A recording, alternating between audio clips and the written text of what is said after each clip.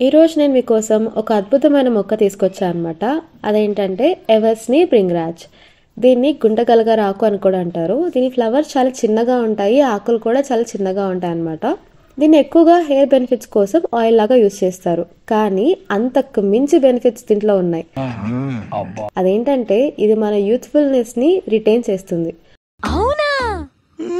ముఖం మీద వ్రింకిల్స్ రాకుండా, ముసలితనం పడకుండా మనం ఇంకా యూత్ఫుల్గా మెయింటైన్ చేయాలనుకుంటే తప్పనిసరిగా ఈ ముక్కను ట్రై చేయాల్సిందే.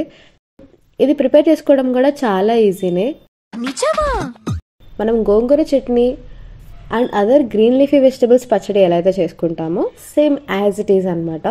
దీన్ని మిక్సీ పట్టుకోవడం కంటే రోట్లో రుబ్బుకోవడంలో ఇంకా ఎక్కువ బెనిఫిట్స్ ఉంటాయి. సో తప్పకుండా ట్రై చేయండి. అండ్ మీకు ఎలా అనిపించిందో కమెంట్ సెక్షన్లో రాయండి.